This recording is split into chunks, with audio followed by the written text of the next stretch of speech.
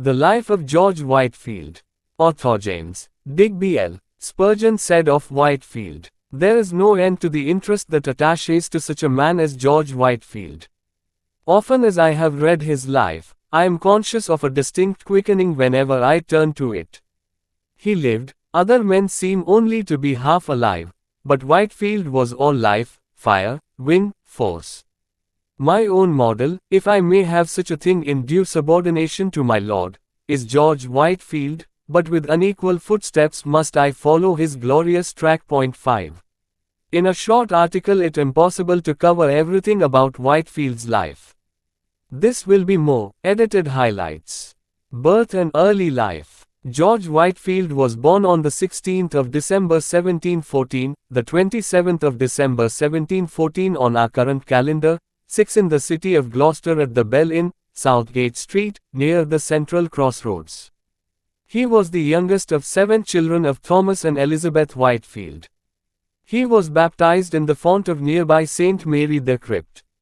His parents owned and ran the inn that he was born in. His father died when Whitefield was aged 2 years old. At the age of 4 Whitefield contracted measles and as a consequence was left with a severe squint, the left eye pointing inwards.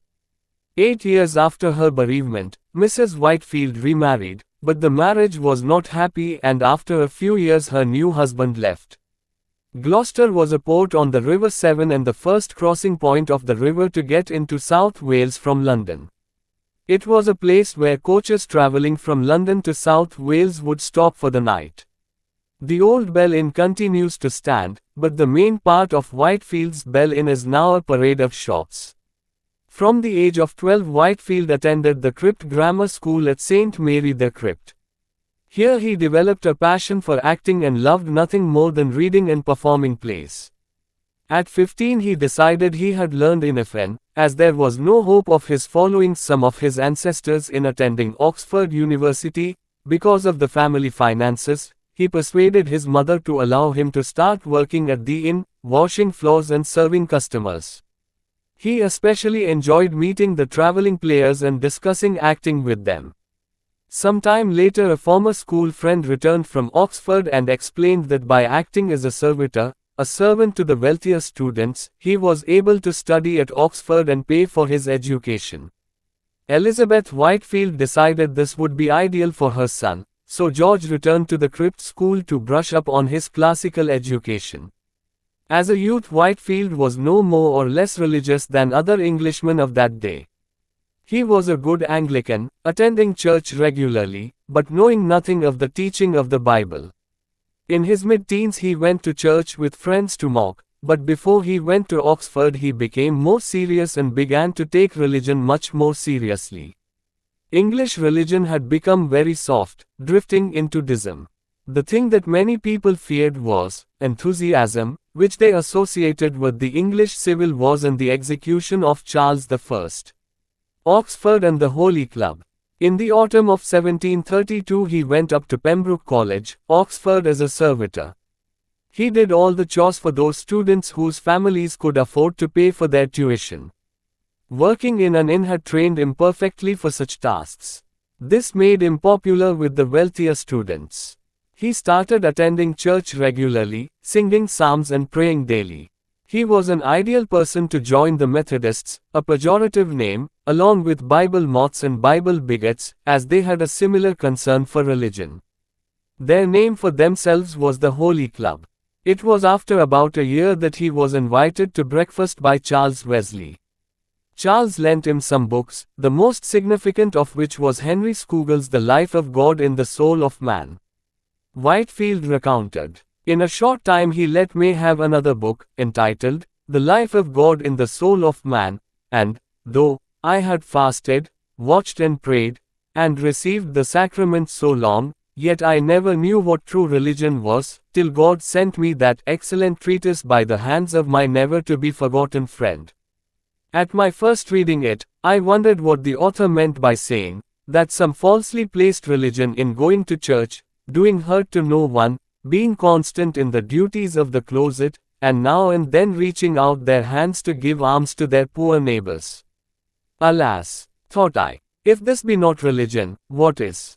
God soon showed me, for in reading a few lines further that, true religion was an union of the soul with God, and Christ formed, within us, a ray of divine light was instantaneously darted in upon my soul, and from that moment, but not till then, did I know that I must be a new creature. Point 7. This completely undermined Whitefield's beliefs. Every religious duty that he had been doing up to this point was without value before. He resolved to do everything he could to become a new creature. He worked so hard at it that he nearly killed himself.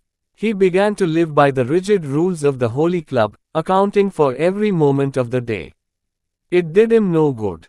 He felt a load of sin pressing upon him, and nothing took it away. He went to extremes, not eating, not speaking. At one point, it was now suggested to me that Jesus Christ was amongst the wild beasts when he was tempted, and that he should follow his example. He would go outside and pray, in the cold, even laying on the ground, for hours. His health began to deteriorate and one of his hands was turning black. His tutor began to worry about him and there were fears he would die. After 7 weeks of sickness, he found he had a thirst which drinking did not allay. He remembered that when Christ was near an end of his sufferings he said, "I thirst." He threw himself onto his bed and cried to God, "I thirst. I thirst," the first time he had looked outside of himself for help. His load lifted and he found himself full of joy. The spirit of mourning was taken from me, and I knew what it was truly to rejoice in God my Savior, and, for some time, could not avoid singing psalms wherever I was. He had become a new creature in Christ. In a sermon preached near the end of his life, he said, "I know the place. It may be superstitious, perhaps, but whenever I go to Oxford, I cannot help running to that place where Jesus Christ first revealed himself to me, and gave me the new birth." For the sake of his health, he returned home to Gloucester to recuperate. While there he spoke to people about his newfound faith. Some were converted and he gathered them together in a small society for mutual encouragement. After 9 months he had fully recovered and returned to Oxford to complete his studies. Though there was opposition to his new beliefs, and he was tested more rigorously, he passed and was awarded his degree. He had vague thoughts of entering the ministry, but thought he was unsuited. Friends urged him that he should be ordained, but he resisted for some time. A visit with the Bishop of Gloucester finally persuaded him. This bishop, Martin Benson, said that normally he would not ordain anyone under the age of 23, but he had been so impressed with Whitefield's character that he would ordain him whenever he asked. So it was that he was made a deacon of the Church of England in a ceremony at Gloucester Cathedral on Trinity Sunday the 20th of June 1736. The following Sunday he preached his first sermon from the pulpit of St. Mary the Crypt on that most evangelistic of all subjects, the necessity and benefit of religious society. He recorded in a letter that complaints had been made to the bishop that he had sent 15 people mad. He returned to Oxford to undertake further studies, but was soon asked by a friend to fill in for him as curate at the chapel of the Tower of London. Whitefield did not consider he was ready to take on a full-time ministry. He wanted to have a stock of 100 sermons first, but was happy to help his friend. He preached at St. Helens, Bishopsgate, near the Tower and, initially, people mocked, saying, "There's a boy parson." But their opinions changed after hearing Whitefield preach. In November 1736 another friend prevailed upon him to fill in for him and Whitefield spent several weeks in the small village of Dummer. Here he met with and ministered to normal people, not Oxford academics or London sophisticates. While here he was offered a profitable curacy in London, but declined. Then he received letters from the Wesley brothers, now missionaries in the new colony of Georgia. He had received accounts of their activities before, and felt a yearning to join them, but this time the letter made a specific appeal to Whitefield to join them. He believed this to be the call of God and resolved he would be a missionary in the New World. He set his affairs in order and began saying his farewells to friends in Gloucester and Bristol. He met with General Oglethorpe, the founder and first governor of Georgia, who said that Whitefield was to travel with him. But Oglethorpe was not ready to travel yet.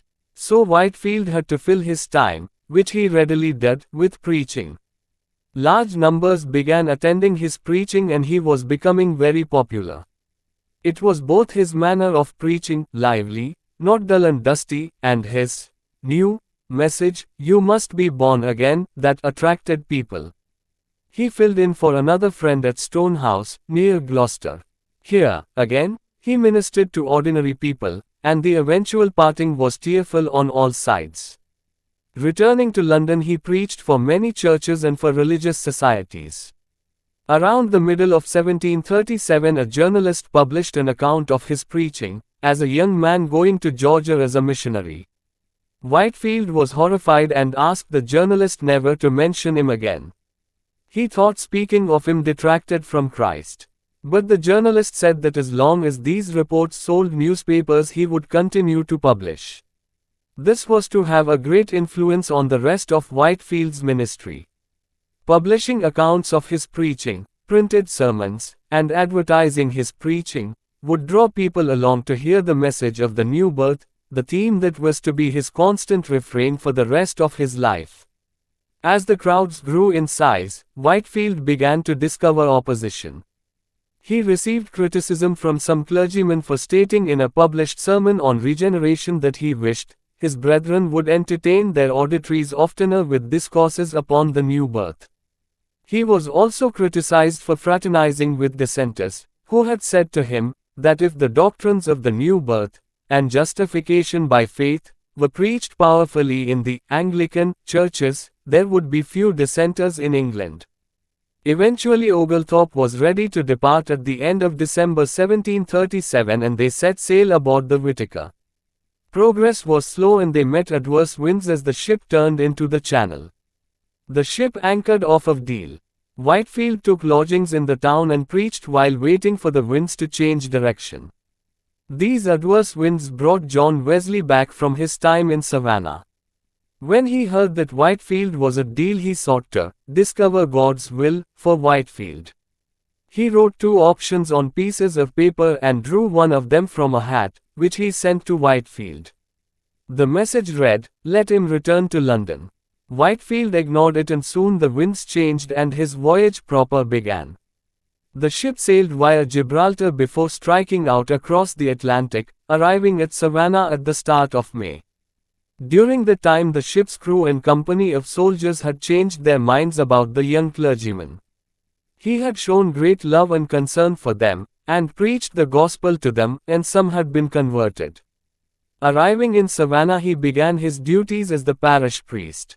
He quickly found favor with the local population as he was not as rigid in his practice as John Wesley had been. When baptizing their babies, he poured a sprinkled water on their heads rather than the full immersion that Wesley had sought to practice, in line with a strict understanding of the Book of Common Prayer. One of the needs that Whitefield noticed was something that Charles Wesley had mentioned to him. The climate and disease had led many who came from England to die, leaving their children as orphans. Others had come as a means of escaping debtors' prisons, to work and repay their debts. On arrival in Georgia, they had abandoned their families and headed north to other colonies where they were not known. Someone needed to care for the orphans, and Whitefield decided that this would be what he would concentrate on. He resolved to return to England, which he had to do anyway to be ordained a priest, to get permission from the Georgia trustees and to raise funds to build an orphan house. With the help of lobbying by powerful friends, the trustees approved his plan and he was granted a portion of land south of Savannah, and on his return he proceeded to build and run the orphan house, which he named Bethesda. Journals. Whitefield had promised to send back to his friends and supporters an account of his journey to Savannah. This he supplied, intending it for private circulation. But a printer, Thomas Cooper, seeing the chance of a good profit, published the second half of this journal. A friend of Whitefield, James Hutton, was thus driven to publish that journal in full. In his introduction he castigates Thomas Cooper, the publisher of the surreptitious edition, claiming that Whitefield had not intended to have it published, and saying that Cooper's edition contained errors. However, a comparison of the Cooper edition and the Hutton edition shows negligible differences in the text. Point 8. In the journals, Whitefield, thinking he was writing only to friends, was more unguarded in what he said than was wise. He gave his enemies ammunition to use against him. A pamphlet was produced with quotes from the journal purporting to show that Whitefield was an enthusiast. Whitefield later responded to this, and gave additional quotes from the journal where he had used unguarded language and apologized for them. Whitefield continued to publish journals of his activities as he saw that this was encouraging to believers.